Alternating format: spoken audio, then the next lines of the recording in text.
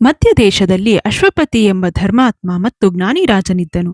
ಅವನಿಗೆ ಎಲ್ಲಾ ಸುಖಗಳಿದ್ದರೂ ಸಂತಾನ ಭಾಗ್ಯ ಇರಲಿಲ್ಲ.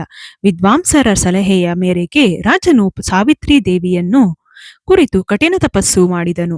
ರಾಜನ ಭಕ್ತಿಗೆ ಪ್ರಸನ್ನಳಾದ ದೇವಿ ಸಾವಿತ್ರಿ ಪ್ರತ್ಯಕ್ಷಳಾಗಿ, ನಿನಗೆ ಪುತ್ರ ಭಾಗ್ಯವಿಲ್ಲದಿದ್ದರೂ ನಾನೇ ಸ್ವತಃ ಕನ್ಯೆಯ ರೂಪದಲ್ಲಿ ನಿನ್ನ ಮಗಳಾಗಿ ಜನ್ಮ ತಾಳುತ್ತೇನೆ ಎಂದು ವರ ನೀಡಿದಳು.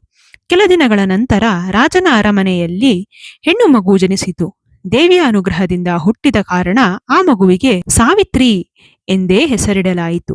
ಸಾವಿತ್ರಿ ಸಕಲ ಗುಣ ಸಂಪನ್ನಳಾಗಿ ಬೆಳೆದಳು. ಸಾವಿತ್ರಿ ಮದುವೆಯ ವಯಸ್ಸಿಗೆ ಬಂದಾಗ ರಾಜನು ಅವಳಿಗೆ ತನ್ನ ಯೋಗ್ಯತೆಗೆ ತಕ್ಕ ಪತಿಯನ್ನು ಸ್ವತಃ ಹುಡುಕಿಕೊಳ್ಳಲು ಅನುಮತಿ ನೀಡಿದನು.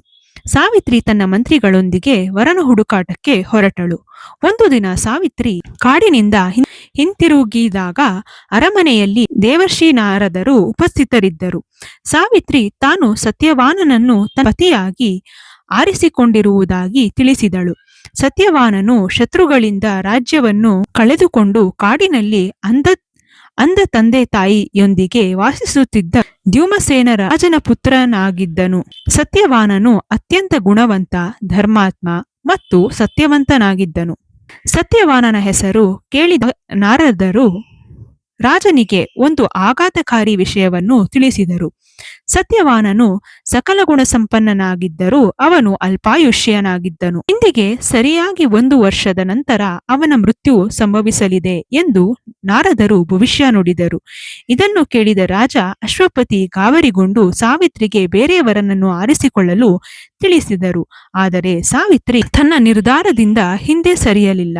ಮನಸ್ಸಿನಲ್ಲಿ ಒಮ್ಮೆ ಯಾರನ್ನು ಪತಿ ಎಂದು ಸ್ವೀಕರಿಸುತ್ತೇನೋ ಅವನೇ ನನ್ನ ಪತಿ.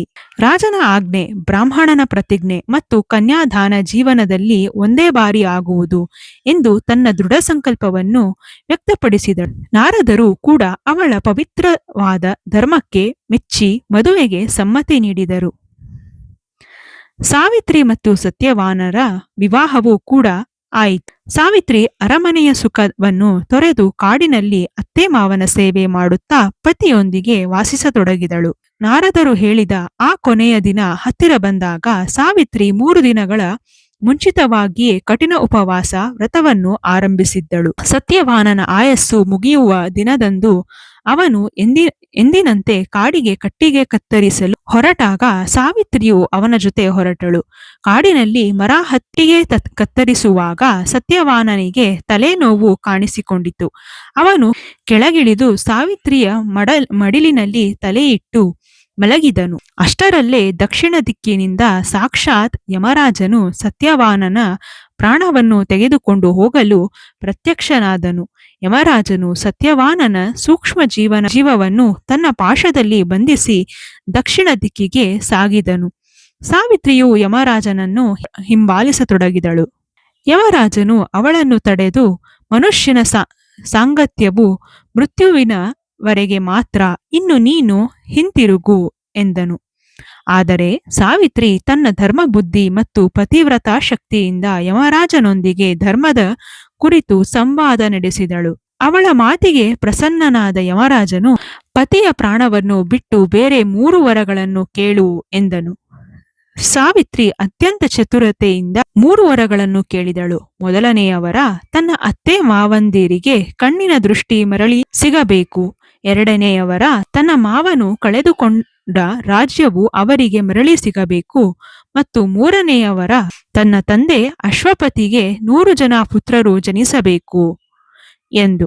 ಯಮರಾಜನು ಈ 3 ವರಗಳನ್ನು ನೀಡಿ ಇನ್ನು ಹಿಂತಿರುಗಲು ಹೇಳಿದನು. ಆದರೆ ಸಾವಿತ್ರಿ ಮತ್ತೆ ಯಮರಾಜನನ್ನು ಹಿಂಬಾಲಿಸುತ್ತಾ ತನಗೊಂದು ವರ ಬೇಡಿದಳು. ನನಗೆ ಸತ್ಯವಾನನಿಂದ 100 ಜನ ಪುತ್ರರು ಜನಿಸುವಂತೆ ಆಶೀರ್ವದಿಸಿ ಎಂದು. ಯಮರಾಜನು ಯೋಚಿಸದೆ ಹಾಗೇ ಆಗಲಿ ಎಂದು ವರ ನೀಡಿಬಿಟ್ಟರು. ಆದರೆ ಪತಿಯ ಪ್ರಾಣವಿಲ್ಲದೆ ಪುತ್ರಭಾಗ್ಯ ಹೇಗೆ ಸಾಧ್ಯ? ತನ್ನ ಮಾತಿನ ಬಲೆಗೆ ತಾನೇ ಸಿಲುಕಿ ಯಮರಾಜನು ಸಾವಿತ್ರಿಯ ಬುದ್ಧಿವಂತಿಕೆಗೆ ಮತ್ತು ಪತಿವ್ರತಾ ಭಕ್ತಿಗೆ ಶರಣಾಗಿ ಸತ್ಯವಾನನ ಪ್ರಾಣವನ್ನು ಪಾಶದಿಂದ ಮುಕ್ತಗೊಳಿಸಿ ಆಶೀರ್ವದಿಸಿದನು. ಸಾವಿತ್ರಿ ಮರಳಿ ಆಲದ ಮರದ ಬಳಿ ಬಂದಾಗ ಸತ್ಯವಾನನು ಗಾಢ ನಿದ್ರೆಯಿಂದ ಎದ್ದವನಂತೆ ಜೀವಂತನಾಗಿ ಎದ್ದು ಕುಳಿತನು. ಅವನು ಆಶ್ರಮಕ್ಕೆ ಮರಳಿದಾಗ ಅತ್ತೆ ಮಾವಂದಿರಿಗೆ ಕಣ್ಣಿನ ದೃಷ್ಟಿ ಬಂದಿತ್ತು.